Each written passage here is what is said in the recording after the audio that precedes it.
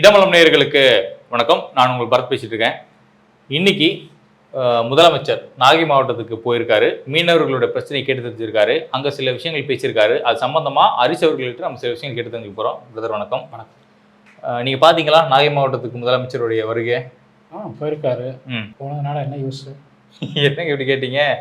நம்ம மீனவர்கள், தமிழக மீனவர்களை வந்து இலங்கை அரசாங்கம் வந்து கைது பண்ணியிருக்காங்க. கிட்டத்தட்ட 32 மீனவர்கள். இல்லை, ரொம்ப நாள் நடந்துகிட்டு இருக்கு. இடையில ஒரு 16 பேர் ரிலீஸ் பண்ணியிருந்தாங்க. இப்போ மறுபடியும் 32 பேரை கைது பண்ணி 5 படகுகள் மட்டும் இல்லாமல் அந்த படகுல இருக்கக்கூடிய பொருட்கள்லாம் சேதப்படுத்திருக்காங்க.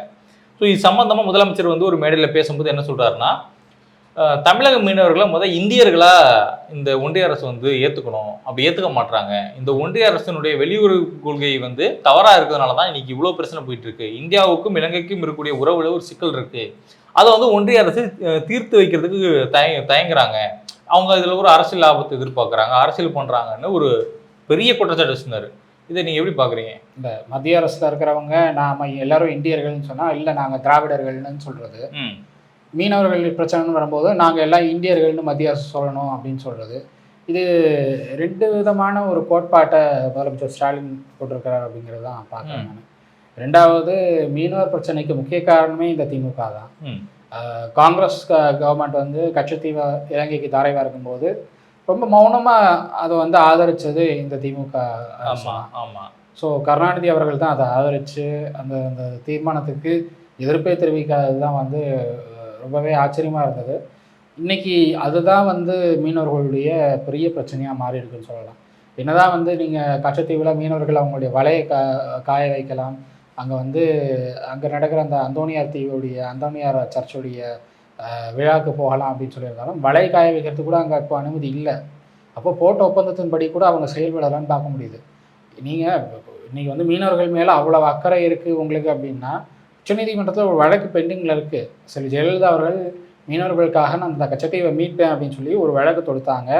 அந்த வழக்கு இன்னும் அவங்க இறந்ததுக்கப்புறம் அருண்மொழித்தேவன், கடலூர் எம்பின்னு நினைக்கிறேன், அவர் எக்ஸ்எம்பியாக இருந்தார், இப்போ எக்ஸ்எம்பி அவர் அந்த வழக்கு எடுத்து நடத்திக்கிட்டு இருக்காருன்னு பார்க்குறேன். அந்த வழக்கு இன்னும் பெண்டிங்கில் தான் இருக்குது. கவர்மெண்ட் நினச்சா அந்த வழக்கை வந்து மறுபடியும் நீங்கள் வந்து எடுத்து நடத்துங்க அப்படின்னு சொல்லி சுப்ரீம் கோர்ட்டை கேட்கலாம். பெண்டிங்கில் இருக்கிற அந்த வழக்கு, நிலுவையில் இருக்கிற அந்த வழக்கை வந்து மறுபடியும் லிஸ்ட்டுக்கு கொண்டு வரலாம். அந்த வழக்கில் மத்திய அரசு இந்த வரை படங்களை வந்து எல்லைகளில் வந்து மறுபடியும் வரையணும் அப்படின்னு சொல்லி மத்திய அரசுக்கு ஒரு ஆணை போடுங்க, இல்லை இலங்கை அரசோட தொடர்பாக பேச சொல்லுங்கள் அப்படின்னு சொல்லி சுப்ரீம் கோர்ட்டில் ஒரு வந்து டைரக்ஷன் கேட்கலாம். டைரக்ஷன் கேட்டால் கொடுக்க மாட்டேன்னு சுப்ரீம் கோர்ட் சொல்ல மாட்டாங்க. ஏன்னா எப்படியாவது அந்த வழக்கை முடிச்சு வைக்கணும் அப்படிங்கிறதுல தான் சுப்ரீம் கோர்ட் குறியாக இருக்காங்க. சரி, ஜெயலலிதா அவர்கள் அந்த வழக்கை தொடர்ந்த காலத்துலேயே வந்து ராமாயணத்துலேயும் வர மாதிரியும் நம்ம வந்து சண்டை போட முடியாது, மகாபாரத்தில் வர மாதிரியும் சண்டை போட முடியாது. ராவணனோட ராமர் சண்டை போட்ட மாதிரி வந்து இலங்கைக்கு நம்ம வந்து இங்கேருந்து படையாக அனுப்ப முடியும்னு கேட்டாங்க சுப்ரீம் கோர்ட் ஜட்ஜஸ்.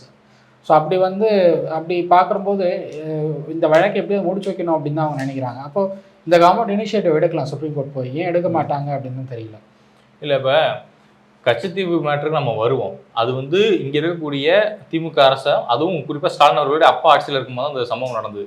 பட் அதுக்கு முன்னாடி தொடர்ந்து முதலமைச்சர் அவர்கள் வந்து மீனவர் பிரச்சனையை இது வரைக்கும் இந்த 4 வருஷத்துல எந்த இடத்துலையுமே பேசலை. ஆனால் இப்போதான் பேச ஆரம்பிச்சிருக்காரு. அதற்கு காரணம் நாம் தமிழர் கட்சியிலேருந்து வெளில வந்த அந்த காளியம்மாள் அப்படின்ற ஒரு நபர் மீனவ சமுதாய மக்களுக்காக இப்போ ஒன்றிணைந்து அவங்க ஒரு போராட்டத்தை முன்னெடுத்திருக்காங்க. அப்போ இந்த சூழல்ல போராட்ட களத்தில் இருக்கக்கூடிய சில பெண்கள் குறிப்பா வந்து என்ன சொல்றாங்கன்னா, எங்களுடைய உறவு சம்பந்தப்பட்டவங்களை எங்களுடைய மீனவர்களை நீங்க மீட்டு கொடுக்கல அப்படின்னா நாங்கள் தீக்குளிப்போம் அப்படின்ற ஒரு வார்த்தையை பயன்படுத்துறாங்க. இதன் பிறகுதான் முதலமைச்சர் வந்து பேச ஆரம்பிச்சிருக்காங்க. அப்போ இந்த அரசியல் நகரவை இப்ப பேசக்கூடிய இந்த விஷயங்களை இப்ப பண்ணக்கூடிய இந்த அரசியல் சாணக்கியத்தெல்லாம் நீங்க எப்படி பாக்குறீங்க? இது சாணக்கியத்தனமே இல்லைன்னு தான் நான் சொல்லுவேன். ஏன்னா உங்களுக்கு மீனவர்கள் அவங்க எப்போ தீக்குளிப்போன்னு சொல்கிற அளவுக்கு போயிட்டாங்களோ அது அந்த இடத்துக்கு அவங்கள தள்ளிட்டாங்க இந்த கவர்மெண்ட் அப்படின்னு தான் நான் பார்க்குறேன். ஏன்னா ஒவ்வொரு முறையும் மீனவர்கள் கைதாகும் போது அவங்களுடைய படகுகள் பறிமுதல் செய்யப்படுது. அதை தாண்டி 50 லட்சம் 60 லட்சம் அப்படின்னு சொல்லி அவங்களுக்கான ஃபைன் இம்போஸ் பண்ணுறாங்க ஸ்ரீலங்கன் கோர்ட்டு. ஸோ அந்த 50 லட்சம் 60 லட்சம் நீங்கள் வந்து சென்ட்ரல் கவர்மெண்ட் மூலமாக நீங்கள் வந்து கட்டி அவங்கள கூட்டிகிட்டு வரீங்க, ஓகே. பட் இது தொடர்கதையாகவே இருந்துகிட்டு இருக்கு. இதுக்கு ஒரு நிரந்தர தீர்வு வேணாமா அப்படின்னு யோசிக்கக்கூடிய இடத்துல முதல்ல இருக்கணும். ஆனால் அவருக்கு அதெல்லாம் யோசிக்கிறதுக்கு டைம் இல்லை. அவருக்கு வந்து தன்னுடைய மகனை எப்படி அடுத்த முதல்வர் ஆக்கலாம் அப்படிங்கிறதுல தான் வந்து அந்த தாட்டே இருக்குன்னு நான் பார்க்குறேன். புரியுது பிரதர். அப்போ நிரந்தர தீர்வுனா முதலமைச்சரால என்ன பண்ணணும்னு நினைக்கிறீங்க? ஏன்னா ஒன்றிய அரசு, அதாவது மத்தியில் இருக்கக்கூடிய மத்திய அரசு பாஜக தான் இதுக்கு முன்னெடுப்பு எடுக்கணும் உங்க ஒட்டுமொத்த நிரந்தர தீர்வுக்கு. ஆனா தற்காலிக தீர்வா முதலமைச்சர் ஒரு விஷயத்த பண்ணலாம்ல. சீமான் அவர்கள் சொன்ன மாதிரி நெய்தல் படை அமைக்க இப்போ வேணாம். நான் வந்து தீர்வு கொடுப்பேன்னு சொல்லி தான் இப்போ வந்து சட்டத்துறை அமைச்சரும் ராதாபுரம் தொகுதி எம்பியும் எம்எல்ஏவும் வந்து மீனவர்களை சந்திச்சு பேசிட்டு இருக்காங்க தங்கச்சி மடத்துல. நாங்கள் வந்து வழக்கு போட்டு தொடர்பாக நிரந்தர தீர்வை ஏற்படுத்தி கொடுப்போம் அப்படின்னு இப்போதான் பேசியிருக்காங்க. நம்ம பேசுறதுக்கு ஒரு 10 நிமிஷம் முன்னாடி தான் தங்கச்சி மடத்துல போராடிட்டு இருக்க மீனவர்களை சந்திச்சு பேசியிருக்காங்க. சரி, நிரந்தர தீர்வுனா என்ன பண்ணுவாங்க? வெளியூர் வழக்கு போடுவோங்கிறாங்க அவங்க. நான் அதை தான் சொல்றேன். நீங்க வந்து உச்சநீதிமன்றத்துல இருக்கிற வழக்கு, பெண்டிங் வழக்க முதல்ல விசாரணை கொண்டு வாங்க. இல்ல தலைவரே, இப்ப நானே கேட்கிறேன், ஒரு தற்காலிக ஒரு மீனவர் காவல் படைன்னு சொல்லி ஒரு சின்னதா ஒரு அமைப்பை உருவாக்கி, இங்க எப்படி சிட்டிக்குள்ள ஒரு பிரச்சனைனா காவல்துறை அதிகாரிகள் வராங்களோ அது மாதிரி மீனவர் காவல் படைன்னு சொல்லி ஒரு காவல் படையை உருவாக்கி நம்மளோட எல்லைக்கு உட்பட்டு இதுதான்ப்பா பார்டர், இதை தாண்டி போகாதீங்கன்னு நம்ம மீனவர் நம்மளே கண்காணிச்சுக்கிட்டு அவங்க போக மாட்டாங்கல்ல. பண்ண முடியாது. அது வந்து உங்களுடைய மாநில அரசுடைய கட்டுப்பாட்டுல கிடையாது. நம்ம இன்னொரு எல்லைக்கு போக சொல்லல, இது தமிழக சார்ந்துதானே நம்ம மீனவர்கள் செயல்படுறாங்க. ஏன்னா கடல் சார்ந்த விவகாரங்கள் தொடர்பா முடிவெடுக்கக்கூடிய அதிகாரம் மத்திய அரசு. ஆனா கேரளா அரசு பண்ணியிருக்கேன். கேரளா அரசு பண்ண முடியாது. கேரளா அரசு பண்றாங்க அப்படின்னா அந்த அவங்களுடைய ஜூரிஸ்டிக்ஷன் எதுவோ அது வரைக்கும் தான் பண்ண முடியும். அதுதான் சொல்றேன், அந்த அளவுக்கு நம்ம பண்ணலாமேன்னு கேட்கறோம்ல. நமக்கும் அப்ப அதுக்கும் ஒரு செட் ஆஃப் இடம் இருக்கும்ல. பண்ணலாம். ஆனா இவருக்கு வந்து காவல்துறையவே கவனிக்கிறதுக்கு முடியல அவரால்.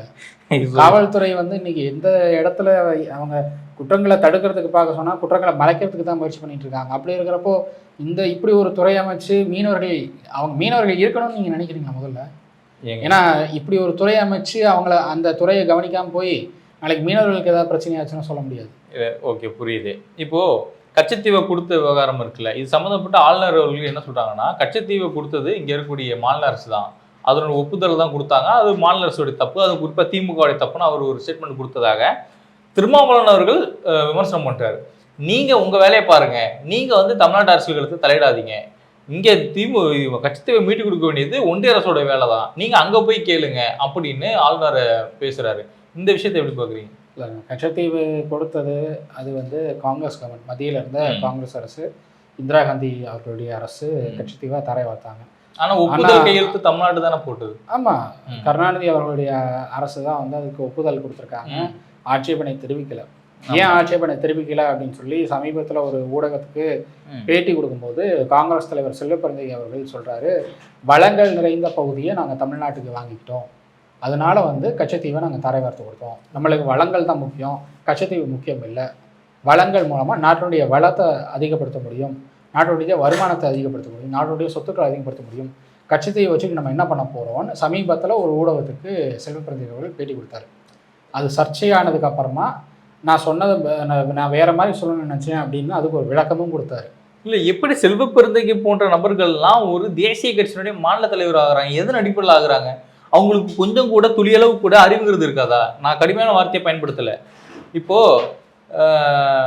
மோடி அவர்கள் போய் லட்சத்தீப்பை போய் விளம்பரப்படுத்தினார்ல, ஏன்னா வெளிநாட்டிலேருந்து வரக்கூடிய டூரிசம் அதிகமாகும் தானே, அது ஒரு வருவாய். அப்போ அந்த விஷயம் இங்கே இருந்தோம்னா, கச்சத்தீவில் இருந்திருந்தோம்னா நம்ம மீனவர்களுக்கும் அது ஒரு ப்ளஸ்ஸாக இருந்திருக்கும், டூரிசமுக்கும் ஒரு ப்ளஸ்ஸாக இருந்திருக்கும், நம்மளுடைய பாதுகாப்புக்கும், அதாவது இந்திய நாட்டினுடைய பாதுகாப்பும் கரெக்டாக இருக்கும். இப்போ ஒருவேளை சைனா வந்து இது இலங்கை கூட தான் இப்போ டைப்பில் இருக்கான், வந்து இதில் கேம்ப் அடிச்சானா என்ன பண்ணுறது, நம்மளை கண்காணிச்சானா என்ன பண்ணுறது? அதாவது சீனா, சுப்பிரமணிய சாமி அவர்கள் இதை பலமுறை சொல்லிட்டாரு, சீனா வந்து இந்திய கவர்மெண்ட்டை குறி வச்சு தாக்குறதுக்கான எல்லா விதமான முன்னேற்பாடுகளோடு தயாராக தான் இருக்காங்க அப்படிங்கிறது சுப்பிரமணியன் சாமி அவர்கள் பலமுறை எச்சரிக்கை கொடுத்துட்டாரு. அதை கேட்கக்கூடிய இடத்துல மத்திய அரசு இல்லை, அதுதான் முக்கியமான கரெக்ட். அப்போ மத்தியில் இருக்கக்கூடிய பாஜகவும் இங்க இருக்கக்கூடிய டிஎம்கேவும் அப்புறம் காங்கிரஸ் 3 பேருமே கூட்டு கனவாளிகளாக தான் இந்த விஷயம் செயல்படுறாங்க, அப்படிதானே? திமுகவோ காங்கிரஸோ பாஜகவோ யார் மத்தியில் வந்தாலும் மீனவர்களுடைய நிலை இப்படிதான் இருக்க போகுது. காங்கிரஸ் கவர்மெண்ட் இருந்தப்போ மீனவர்கள் சுட்டு தள்ளப்பட்டாங்க, இப்போ கைது செய்யப்படுறாங்க, அவ்வளவுதான் வித்தியாசமே தவிர இதுல வந்து பெரிய அளவில் வித்தியாசம் இருக்கிறது தெரியல. ஒருத்தனை கொல்றதுங்கிறது ஒரு கொலை தான், அவனுடைய வாழ்வாதாரத்தை கொலை பண்றது கொலை தான், ரெண்டுமே ஒண்ணுதான். இதுல நம்ம வந்து உயிர் பாதுகாப்பு இதெல்லாம் சொல்லவே முடியாது, பெரிய வித்தியாசமே இல்லை. ஆமா, ரெண்டு கவர்மெண்ட்டும், காங்கிரஸ் கவர்மெண்ட்டும் சரி பாஜக கவர்மெண்ட்டும் சரி பெரிய அளவில் மீனவர்களுக்கு உதவி பண்ணலை. ஆனால் அவங்களுக்கு வந்து மீனவர்களுடைய வாக்குகள் மட்டும் தேவைப்படுது, அதுக்கு மட்டும் குறி வச்சு அந்த கம்யூனிட்டி சார்ந்த வேட்பாளர்களை களமிறக்கி வாக்குகளை கவர்றதுக்கு மட்டும் பார்ப்பாங்களே தவிர மீனவர்களுக்கான தேவைகள் என்ன அப்படிங்கிறது யாரும் கவனிக்கிறதுக்கு தயாராக இல்லை. எனக்கு இன்னொரு சந்தேகம் வருது. நம்ம ஒரு 40 பேரை இங்கேருந்து அனுப்பி விட்டோம்ல, 40 நமதுன்னு சொல்லி ஒரு பிரச்சாரம் பண்ணி 40 எம்பிக்களை வந்து தமிழ்நாட்டு மக்கள் தேர்ந்தெடுத்து அனுப்புனாங்கல்ல, அவங்களாம் என்ன பண்றாங்க? பானிபூரி சாப்பிட்றாங்களா, பாவு பஜ்ஜி சாப்பிட்டு இருக்காங்க? நாடாளுமன்ற கூட்டத்தொடருக்கே போல ஒரு 8 நாள் 9 நாள் தான் நம்ம போயிருக்காங்கன்னு ஒரு லிஸ்ட் வந்திருக்கு. 40 பேருமேவா? ஆமாம்மா. என்னதான் பண்றாங்க எல்லாருமே வந்து 40 அதாவது நாடாளுமன்ற கூட்டத்தொடர் வந்து உங்களுக்கு பல நாள் ஓடி இருக்கு அப்படின்னா அதில் 9 நாள் 8 நாள் மட்டும் தான் அந்த கூட்டத்தொடரிலே இப்போ கலந்துட்டு இருக்காங்க எல்லாரும். அப்படிதான் அந்த லிஸ்ட் அப்படிதான் இருக்கு. ஸோ நாடாளுமன்றத்துக்கு போய் இவங்க என்ன பண்ணுறாங்க அப்படின்னு தெரியல. மாநிலத்துடைய தேவைகள் என்னமோ அதை பேசணும், அதை பேசுறது இல்லை. ஆனால் பாஜகவுக்கு எதிர்ப்பு தெரிவிக்கிறதுக்காக குரல் கொடுக்கறதுக்கு அவங்க வந்து அங்கே நாடாளுமன்றத்தை முடக்கணும் அப்படிங்கிற ஒரு வேலையில் இறங்கியிருக்காங்க. நீங்கள் ஒரு நியூஸ் ஒன்று நான் இடையில கேள்விப்பட்டேன், நீங்கள் கேள்விப்பட்டீங்களான்னு தெரியல. இலங்கையில் அதுவும் ஈழத்தமிழர்களுக்கு இங்கே இருக்கக்கூடிய திமுக வந்து சில நலத்திட்டங்கள் பண்ணுது. இவங்களாம் முடிஞ்ச உதவிகள் அங்கே பண்ணுறாங்க. ஏன்னா மோடி வந்து வீடு கட்டி கொடுத்தாருன்னு மத்திய அரசு பெருமை பீத்தும் போது இவங்க சும்மா இல்லாமல் நாங்கள் எங்கள் சார்பாக சில விஷயங்களை கொடுக்குறோம்லாம் இவங்க சில விஷயம் அட்டுலியம் பண்ணாங்க, சில காமெடியெல்லாம் பண்ணாங்க. இப்போது இவங்க இந்த மாதிரிலாம் பண்ணுறாங்கல்ல, அப்போ நேரடியாக உங்களால் இலங்கை அரசாங்கத்தோட பேச முடியுன்ற ஒரு நிலை இருக்குல்ல, ஒரு தொடர்பு இருக்குல்ல, அதையும் பயன்படுத்த மாட்டீங்க மாநில அரசு? அதாவது அதிமுக ஆட்சி இருந்தப்போ ஸ்ரீ ஜெயலலிதா அவர்களோட விக்னேஸ்வரன் அவர்கள் பேசினார். இலங்கையுடைய வடக்கு மாகாண முதல்வரான விக்னேஸ்வரன் அவர்கள் பேசினார். அப்போ அவரை வந்து இலங்கை தமிழர் விவகாரம், மீனவர் விவகாரத்தெல்லாம் வந்து நம்ம சமரச போக்கோட நம்ம போயிடுவோம், இந்திய அரசு வந்து நம்மளுக்கு எந்த விதமான நடவடிக்கைகளும் எடுக்கிற மாதிரி தெரியல, இலங்கை அரசும் நாங்கள் வைக்கிற கோரிக்கைக்கு செவி கொடுக்குற மாதிரி தெரியல, அதனால நம்மளுக்குள்ள ஒரு உடன்படிக்கை ஏற்படுத்திக்குவோம், நாளைக்கு நம்ம வந்து அதை இந்திய அரசுக்கும் இலங்கை அரசுக்கும் தெரியப்படுத்திக்கலாம் அப்படிங்கிற ஒரு திட்டத்தை வந்து கொண்டு வந்தார். பட் அது அன்னைக்கு இருந்த மத்திய அரசால் அது ஏற்றுக்கொள்ளப்படலை. அன்னைக்கு இருந்த பாஜக அரசு, இதே பாஜக அரசு அன்னைக்கு இருந்தது, அவங்களால ஏற்றுக்கொள்ளப்படலை அந்த ஒரு திட்டம். ஸோ அவங்க வந்து அதை அக்செப்ட் பண்ணிக்க முடியாது அப்படின்னு சொன்னாங்க. ஆனாலும் தொடர்ந்து இந்திய அரசுக்கிட்ட இது எப்படியாவது கொண்டு போகணும் அப்படிங்கிற முயற்சியில் விக்னேஸ்வரன் அவர்கள் தொடர்ச்சியாக முயற்சி பண்ணிட்டு இருந்தார். இப்போது தொடர்ந்து நடக்கக்கூடிய மீனவர் போராட்டம் எதை நோக்கி போக போகுது, என்னவாகும்னு நினைக்கிறீங்க? மீனவர் போராட்டத்தை முடிவுக்கு கொண்டு வரணும் அப்படின்னா அவங்களுடைய கோரிக்கைகளை நிறைவேற்றணும். அதுக்கு வந்து அவங்கள இலங்கை கடற்படையினர் கைது செய்ய முடியாத அளவுக்கு சில ஏற்பாடுகளை செய்யணும். அது வந்து இந்திய அரசும் தமிழக அரசும் சேர்ந்து செய்ய வேண்டிய ஒரு விஷயம். தமிழ்நாடு கவர்மெண்ட் மட்டுமே அதை செய்ய முடியாது. இவங்க வந்து இப்போது அமைச்சரும் எம்எல்ஏவும் போயிட்டு நாங்கள் வழக்கு தொடுப்போம்னு சொல்கிறதெல்லாம் வந்து அது தேவையில்லாத வாக்குறுதியாக நான் பார்க்குறேன். நாளைக்கு நீங்கள் வழக்கே தொடுக்க முடியாது அப்படின்னு ஒரு வாதத்தை சென்ட்ரல் கவர்மெண்ட் வைக்கிறாங்க அப்படின்னா அந்த இடத்துல உங்களுடைய வாதம் வைக்க முடியாது, நீங்கள் மேற்கொண்டு வாதிட முடியாது. ஏன்னா சுப்ரீம் கோர்ட் அந்த வாதத்தை தான் அக்செப்ட் எடுத்துக்குவாங்க. அப்போ நீங்கள் என்ன பண்ணணும், நிலுவையில் இருக்கிற வழக்கை முதல்ல கொண்டு வாங்க, அந்த வழக்கை முதல்ல லிஸ்ட்டுக்கு கொண்டு வாங்க. லிஸ்ட்டுக்கு வந்து அந்த வழக்கில் உங்களால் முடிஞ்ச வாதங்களை வைங்க அப்படின்னு தான் நான் சொல்லுவேன். ஏன்னா அந்த வழக்கு பெண்டிங்லேயே இருக்குது. அதுதான் வந்து உயிர் வழக்கு, கச்சத்தீவை மீட்கக்கூடிய உயிர் வழக்கு. அது அந்த வழக்கை ஒன்றுமே இல்லாத வழக்கை வந்து பெண்டிங்கில் வச்சுட்டு இருக்க வேண்டிய அவசியம் சென்ட்ரல் கவர்மெண்ட்டுக்கு இல்லை. இப்போ வரைக்கும் அந்த வழக்கில் சென்ட்ரல் கவர்மெண்ட் வந்து எந்த விதமான பதிலறிக்கையும் தாக்கல் பண்ண சொல்லி சுப்ரீம் கோர்ட் ஆர்டர் கொடுத்து கிட்டத்தட்ட 6-7 வருஷம் ஆச்சுன்னு நினைக்கிறேன். இப்போ வரைக்கும் அந்த வழக்கில் சுப்ரீம் கோர்ட்டுக்கு எந்த விதமான பதிலும் சென்ட்ரல் கவர்மெண்ட் வந்து கொடுக்கப்படலை. அப்படிங்கிறப்ப அந்த அழுத்தத்தை கொடுக்கலாம். ஸோ சுப்ரீம் கோர்ட் மூலமே நீங்கள் அழுத்தம் கொடுக்கலாம். எதுக்கோ நீங்கள் நீதிமன்றம் போகிறீங்க, பெண்கள் சம்மந்தமான வன்கொடுமை விவகாரத்தில் வந்து ஒரு காவல் ஆணையர் மேலே நீதிமன்றம் குற்றச்சாட்டு இருக்குது அப்படிங்கிறதுக்காக நீங்கள் வந்து சுப்ரீம் கோர்ட் போய் அதை ரத்து பண்ணுங்கன்னு சொல்லி கேட்குற அளவுக்கு போகிறீங்க. இதுக்கு போக மாட்டீங்களா? அப்போது பொறுத்திருந்து பார்ப்போம் பிரதர். திமுகவினுடைய அந்த திருட்டு நாடகம் மீனவர்களை எந்த அளவுக்கு அவங்க வந்து வஞ்சிக்கிறாங்க, அவங்களுடைய அந்த கேவலமான அரசியல் அவங்க எப்படி முன்னெடுக்கிறாங்கலாம் மக்கள் கவனிச்சுட்டு தான் இருக்காங்க. நடக்கக்கூடிய 2026 சட்டமன்ற தேர்தலில் மீனவர் சமுதாயம் மட்டும் இல்லாமல் ஒட்டுமொத்த தமிழக மக்களும் ஒன்றிணைந்து திமுகவை விரட்டி அடிப்பாங்க அப்படிங்கிறத நான் நம்புகிறேன். நீங்களும் நம்புறீங்க நான் நினைக்கிறேன். எங்களோட இணைந்து பல்வேறு கேள்விகளுக்கு மிக சிறப்பாக பதில் கொடுத்ததுக்கு நன்றி.